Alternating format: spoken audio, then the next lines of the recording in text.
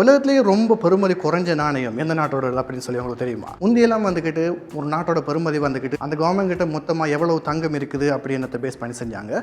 இப்போ அப்படி தான் செய்கிறோம் அப்படின்னு சொல்லி வேர்ல்டு எக்கனாமிக்ஸ்லாம் சொல்கிறாங்க. சில ஆர்டிகளை நீங்கள் பார்க்கலாம். ஆனால் அது அந்த அளவுக்கு உண்மைன்னு சொல்லி தெரியல. இப்போதைக்கு எல்லாத்தையுமே டாமினன்ட் பண்ணுற ஒரு கரன்சி அப்படின்னு சொன்னால் அது அமெரிக்கன் டாலர் தான். ஸோ அமெரிக்கன் டாலருக்கு எதிராக கம்பேர் பண்ணி தான் நம்ம இன்றைக்கி எந்த நாட்டோட வேல்யூ கூட எந்த நாட்டோட வேல்யூ குறைய அப்படின்னு சொல்லி பார்க்க போகிறோம். நீங்கள் சில இந்தியன் மீடியாக்களை பார்த்தீங்க அப்படின்னு சொன்னாக்க உலகத்திலேயே ரொம்ப ரொம்ப ரொம்ப நாணய பெருமதி குறைஞ்ச நாணயம் அப்படின்னு சொல்லி இரானியன் ரியால போட்டிருப்பாங்க. ஆனா அது உண்மை கிடையாது. அப்படி இருந்தும் ஏன் அந்த இந்தியன் மீடியாக்கள் அப்படி சொல்லுது அப்படின்னு சொல்லி தெரியல. உங்களுக்கு தெரிஞ்சா நீங்களே யோசிச்சுக்கோங்க. உண்மையிலேயே இன்னைய தேதிக்கு ரொம்ப ரொம்ப ரொம்ப நாணய பெறுமதி குறைஞ்ச நாணயம் எதுன்னு சொல்லி பார்த்தீங்கன்னா வெனிசுவேலாவோட பொலிவர் அப்படின்னு சொல்ற அந்த நாணயம் தான் ரொம்ப ரொம்ப பெறுமதி குறைஞ்ச ஒரு நாணயம். ஸோ ஒரு அமெரிக்கன் டாலர் வந்துக்கிட்டு 4,16,000 வெனிசுவேலன் பொலிவருக்கு சமனானது. ஸோ நீங்க ஒரு அமெரிக்கன் டாலர் வெனிசுவேலா கொண்டு போனீங்கன்னு சொன்னா அது 4,16,000 அந்த நாட்டு காசுக்கு சமனானது. அதே நேரத்தில் ஈரானோட காசை பார்த்தீங்கன்னு சொன்னால் $1 42,000 ஈரானியன் ரியாலுக்கு சமனாக இருக்கும். அதாவது நீங்கள் $1 ஈரானுக்கு கொண்டு போனீங்கன்னு சொன்னால் அது அவங்க காசில் 42,000 இருக்கும் கிட்டத்தட்ட. நம்ம கண்ட்ரியோட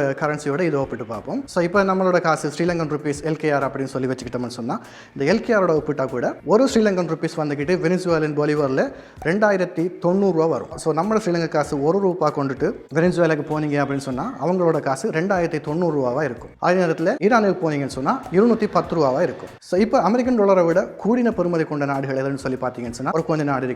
அதில் முக்கியமானது இவ்வளவும். இதில் பார்த்தீங்கன்னு சொன்னால் முதல் 3 கண்ட்ரியுமே முஸ்லீம் கண்ட்ரி தான். நம்ம ஸ்ரீலங்கா காசு எங்கே இருக்குது இந்த லிஸ்ட்டில் அப்படின்னு சொல்லி பார்த்தீங்கன்னு சொன்னால் ஸ்ரீலங்கா காசு கீழே ஒரு 7-8 நாடுகளோட காசுகள் இருக்குது. பார்த்தீங்கன்னு சொன்னால் அது எல்லாமே ரொம்ப வறுமையில் இருக்கிற நாடுகள் தான் அல்லது வறுமையாக காட்டப்படுற நாடுகள்.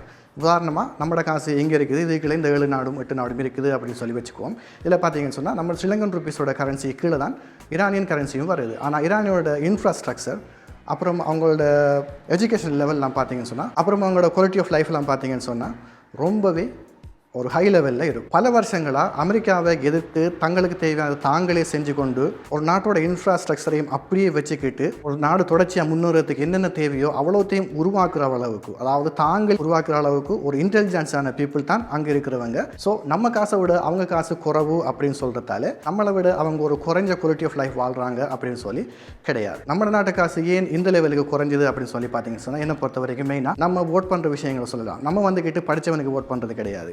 படித்தவனு சொன்னால் நான் சொல்கிறது ஸ்கூல் படிச்சுட்டு யூனிவர்சிட்டி படிச்சுட்டு ஒரு டிகிரி சர்டிஃபிகேட் வச்சுட்டு படிச்சிடணும்னு சொல்ல கிடையாது.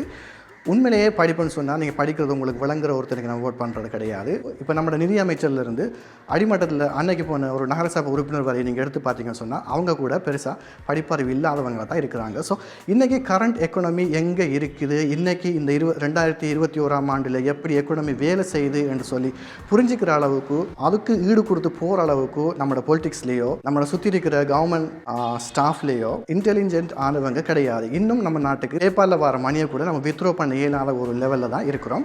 இதுக்கு வந்துக்கிட்டு பேபால் தான் அனுமதி கொடுக்கணும் அப்படின்னு சொல்லி சொன்னாலும் பேபால் ஏன் கொடுக்கல அப்படின்னு சொல்லி யோசிச்சு பாருங்கள். ஸோ உண்மையிலேயே நம்ம நாட்டு காசு ஒரு பெரிய லெவலுக்கு வரணும், நம்மளோட பெருமதி கூடணும் அப்படின்னு சொல்லி நினச்சிங்கன்னு சொன்னால் பேப்பர் படிப்பை விட்டுட்டும் ஒரு சரியான பொலிட்டீஷியன்ஸுக்கு ஓட் பண்ணுறதுலேயே நீங்கள் கவனம் செலுத்துவீங்க அப்படின்னு சொன்னாக்க, அதாவது இன்றைய காலகட்டத்துக்கு தேவையான எக்கனாமிக் எங்கே இருக்குது அதை எப்படி செஞ்சுக்கிறன்ற அளவுக்கு புரிஞ்சு கொள்ளக்கூடிய ஒரு சிலரை நம்ம பார்லிமெண்ட்டுக்கு அனுப்புவோம்னு சொன்னாலே ஓரளவுக்கு நம்மளால் இதை கொஞ்சம் நிமித்த இயலும்.